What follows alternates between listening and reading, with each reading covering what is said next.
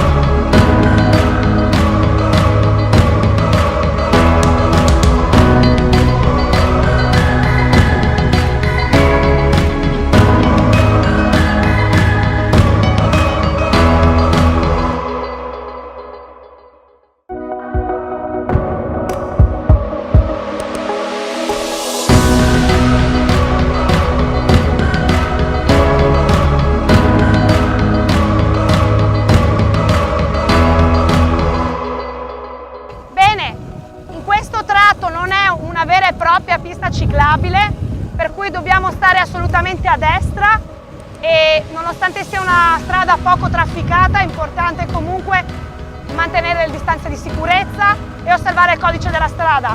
Vi ricordo sempre l'utilizzo del casco perché siamo nel 2018 e ancora vedo gente senza casco in bici. È importantissimo il casco, come è importantissimo avere anche il giubbettino catarifrangente verso sera. Insomma, rendersi riconoscibili dagli utenti della strada. Noi adesso andremo verso Valstagna, il percorso non è lunghissimo, ma diciamo che è tutto un su e giù.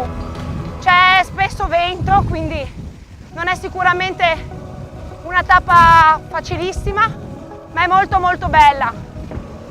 Mi raccomando però sempre costantemente casco allacciato e sempre controllare la bici prima di partire, controllare i pneumatici che siano gonfiati giusti. Io ho speso 56 kg, quindi di solito su strada gonfio 7 atmosfere davanti e dietro, di solito un po' meno davanti per avere un po' più di grip e basta.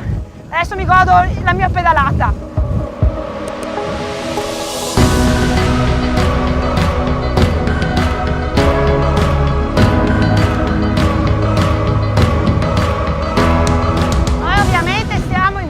Strada, ma questo è un itinerario che si può fare benissimo con una gravel, con una city bike oppure con una bici mountain bike.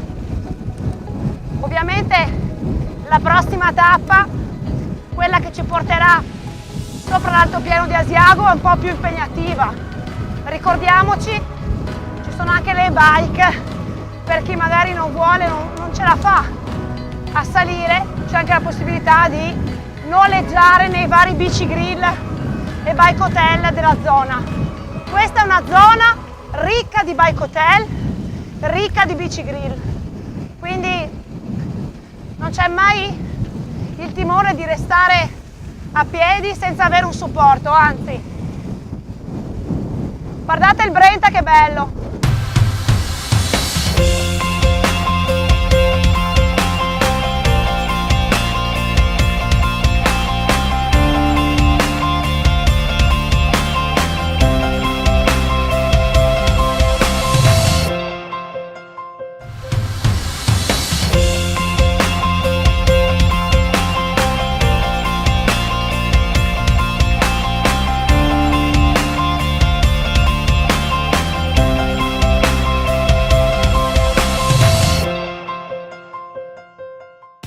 Siamo arrivati a Valstagna, dietro di me il leone di Valstagna che si collega poi anche al leone di San Marco per questo gemellaggio tra Venezia e questa cittadina sulla destra brenta.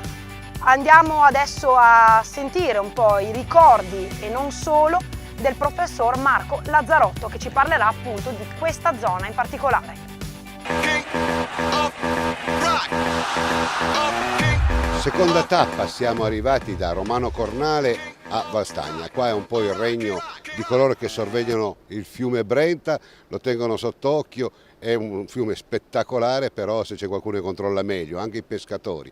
E poi dopo è un miracolo, la Calà del Sasso, soprattutto questi 4.444 scalini che fanno raggiungere l'altopiano di Asiago. Quanta roba c'è qui in questa lingua di terra e soprattutto l'aspetto simbolico, questo leone di Venezia che ci lega alla città più bella del mondo. Sì Nicola, qua è un paradiso terrestre, come si può vedere.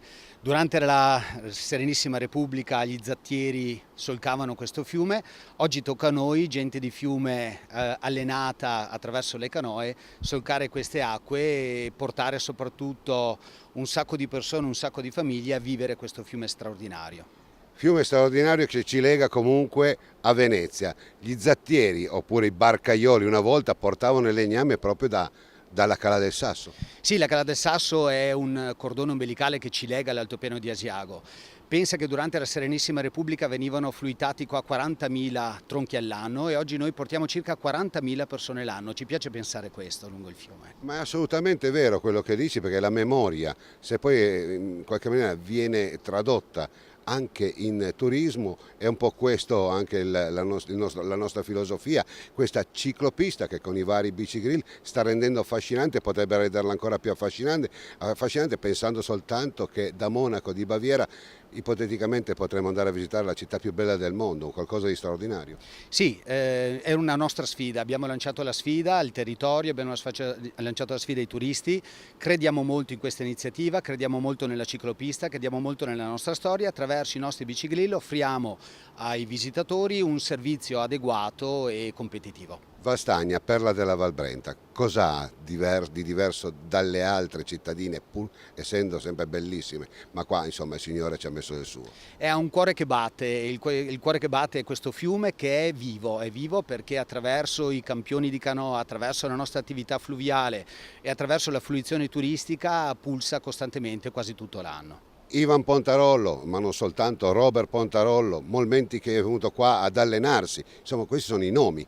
Sì, potremmo elencarne a decine ancora di atleti che hanno attraverso questo fiume prodotto grandi risultati in giro per il mondo. Cosa si può fare per mantenerlo così e perché non migliorarlo? Rispettarlo e lavorare in sinergia attraverso tutte le amministrazioni comunali in maniera da rendere questo fiume ancora più fruibile e vivibile. L'ultimissima domanda che interessa non soltanto i cicloamatori ma soprattutto gli amministratori della destra e sinistra Brenta, nessuno è escluso con un po' di partecipazione, perché abbiamo visto che la ciclopista può unire anche destra e sinistra Brenta. Assolutamente sì, ed esistono oggi degli strumenti amministrativi adeguati come per esempio il contratto di fiume, che è uno strumento amministrativo che consente di utilizzare l'asta fluviale come nucleo fondante per ricostruire e rivedere il territorio. Valstagna, insomma, da qua poi proseguiremo per la Calà del Sasso, ma soprattutto questo in piazza Valstagna il Leone di San Marco con le pagine del libro chiuso che danno esattamente l'idea di quello che è stato il valore aggiunto di Valstagna grazie alla Calà del Sasso per portare il legname per le fondamenta della città più bella del mondo. Sì, siamo assolutamente orgogliosi del nostro leone. D'altra parte la toponimia locale è piena di Venezia, Riviera Garibaldi, Piazza San Marco, il Ponte di Rialto, sono tutti nomi che ricordano il nostro legame con Venezia. Il nostro leone è un leone cinquecentesco di nobile fattura, è un leone andante a destra, ricco di fascino e di storie. Siamo molto legati ad esso. Perché è chiuso questo libro? Il libro è chiuso, dobbiamo sfatare qualche mito. Innanzitutto la spada non è simbolo di guerra ma è un simbolo di giustizia, che era la prima virtù cardinale di Venezia, quindi quando un leone è insifro è un leone di giustizia. Il libro chiuso è assolutamente un accidente di percorso, perché normalmente il libro è epigrafo, con la classica scritta latina Pax tibi Marce Evangelista Meus. Questo probabilmente non è un leone legato a un riscontro politico, ma è più un leone di tipo evangelico e quindi ha un libro chiuso.